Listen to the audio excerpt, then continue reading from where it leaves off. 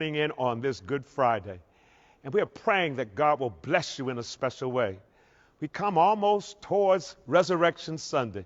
And as we started this Holy Week, we prayed that you would have faith on the miraculous Monday and a triumphant Tuesday in the midst of this pandemic. On Wondrous Wednesday and Turnaround Thursday, we were praying that you would have faith in the midst of this pandemic. But on this Good Friday and on tomorrow, a Sanctified Saturday, we're praying that you'll claim victory in the midst of this pandemic. And I know for some, as I say, claim victory in the midst of this pandemic, it almost sounds heartless. It almost sounds cruel because you're saying, Pastor, you don't know what I've had to go through. But I want you to hear my heart today. I understand that many of you have had a challenging and difficult year. But also I want you to know I've had a chance to experience some of this with you. We've had at least 20 members of Ebenezer to go home to be with the Lord because of the coronavirus, and probably about another 75 who've gone home to be with the Lord for other reasons. We have seen suicides. We have seen persons each week coming in food gift lines because they literally had no food on their table. Some of whom were Ebenezer members who had to put aside their pride and allow other members of Ebenezer who were part of the volunteer ministry to see them getting the food. We've heard and seen persons who literally had no money, who literally lost their homes, their cars, who literally have lost their jobs. So I don't want you to think I'm being heartless or cruel. But as a pastor, I am going to ask that you take a step of faith and believe whatever you're going through is not what it looks like. Because you either have the choice of claiming the victory in the midst of the pandemic or siding to defeat in the midst of the pandemic. And as a pastor, I am not going to let you go on the side of defeat. I'm going to believe that you will claim with me that you will have the victory in the midst of this pandemic. And at the end of this Good Friday ministering, we're praying that when it's all said and done, you'll keep the faith and run the race and know that you'll have victory at the end of this pandemic.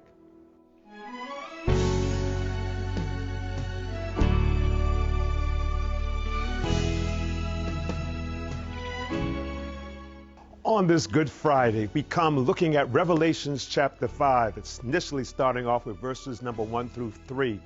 And we see there is a scroll in the hand of the one who sits on the throne. And this scroll is a little unusual because, number one, it's written on both sides.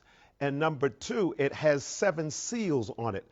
Most scrolls would just have one seal, a wax seal, and once that wax seal is open, then you're able to look at the scroll. But this scroll has 7 seals, symbolizing the fact that it can't be opened. It's completely shut. And so with that, an angel, a strong angel, comes and shouts out, who is worthy to open up the scroll and break the 7 seals? And then they find out there's no one in heaven, no one on earth, and no one below the earth who is worthy to break the seals and open the scroll and read it.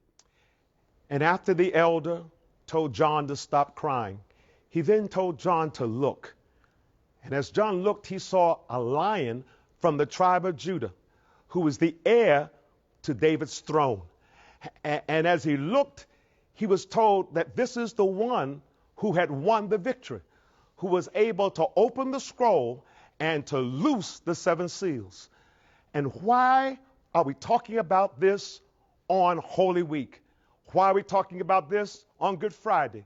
Because the one who had the victory, the one who's going to give you the victory, got the victory on Good Friday. When John first looked, he saw a lion from the tribe of Judah, a one who's going to be the heir of King David's throne. That made sense. Someone like that could have the victory to open the scroll. But then John looked again, and this time he saw a lamb, and a lamb that had been slaughtered. And you have to come to the conclusion, it's not what it looks like. How could a slaughtered lamb have the power to open the seals and open the scroll? It's because of the fact that this lamb had been crucified on an old rugged cross. In other words, this slaughtered lamb had prevailed. Someone here watching this morning, and listening, You too have had to prevail. In the midst of this pandemic, you've gone through a lot, but you have prevailed. And the thing that gave Jesus the power to open up that scroll, not just as a lion from the tribe of Judah, but also as the slaughtered lamb, was the fact that he had prevailed. Yes, they put a crown of thorns on his head. Yes, they pierced him in his side. Yes, they called him everything but a child of God. And yes, they put nails in his hands. And yes, they put nails in his feet. And yes, he hung there on that cross. And it looked like he was going to die and never be heard from again. But on this Good Friday, he got the victory because it's not what it looks like. Someone, whatever you're going through, I don't care what it may be, I want you to believe today you have the victory because it's not what it looks like. It's not what it looks like because you stand on the promises of those who've gone before you. Noah was in the midst of a flood, looked like he was going to drown and go under, but it's not what it looks like. And he came out and God put a rainbow in the sky. Someone this morning, this evening, you're going through a flood.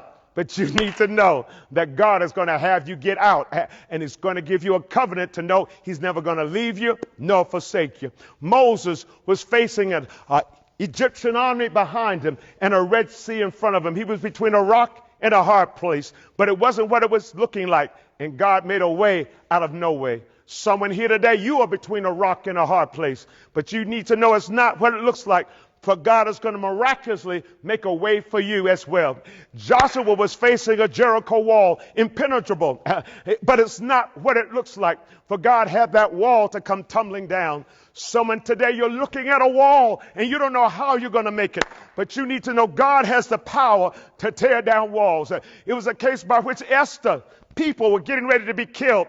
But God said it's not what it looks like. And Esther said, if I perish, let me perish, but I'm going to see the king. Someone today, you're facing a situation. The odds are against you, but God brought you to the kingdom for such a time as this. Not only that you will succeed, but those who are coming after you will succeed as well. Somebody here today, you're in a lion's den like Daniel, and it looked like you were going to be devoured, but God worked it out that the lions did not have the final say. Yes, you're surrounded by lions, but God is going to give whatever you're facing lockjaw, and you're going to come out on the other side. Shadrach, Meshach, and Abednego went in a fiery furnace, and it looked like they were not going to be able to get out. But when the king looked into the fiery furnace, he was able to see it's not what it looks like. And Shadrach, Meshach, and Abednego came out, and they didn't even smell like smoke. Somebody here today, God's making ways for you. Ruth and Naomi, they were in Moab, looked like they were going to die from starvation. But on their way to Jerusalem, God made a way and gave them favor. I don't know who I'm talking to on this Good Friday, but it's not what it looks like. And God's going to give you favor. How do you know? Because our foremothers and forefathers went through a door of no return, thinking that our descendants would never return again. But it's not what it looks like. They went to cotton fields, went to tobacco fields, went to sugarcane fields, and told there would be nothing but hewers of wood and tillers of water. But it's not what it looks like. They hung us. They raped us. They castrated us. They put us down, told us we would be nobody. But it's not what it looks like. Someone here today, you're standing on a foundation of spiritual legacy. You're standing on a foundation of cultural legacy. You cannot give up now, because God is going to give you everything that you stand in need of. It's a Good Friday because it's not what it looks like. And if you wait on the Lord and be of good courage, God will see you through, because it's not what it looks like. And in the end, you're going to have the victory. As we come to the end of this Good Friday teaching, we pray that you'll know you have the victory. If you'll just wait on the Lord and be of good courage, he shall give you strength. Because the same way when Jesus was hanging on that cross, it did not look like he was ever going to be heard from again, but it's not what it looks like. Yes, Good Friday was hard because you had to wait. Saturday was hard because you had to wait. But they that wait upon the Lord shall renew their strength. And if you wait and believe that God is going to work all things together for your good, you will have the victory in the midst of a pandemic. God bless you. Looking forward to seeing you on Sanctified Saturday. Until I hear from you, Father, I'll wait for you to see me it's true. Stand still and wait until I hear a word from you, Jesus. Lord, I'm gonna wait. Lord, help me to wait on you patiently. And Lord, help me to seek your face while I'm waiting. You said in your word, be anxious for nothing.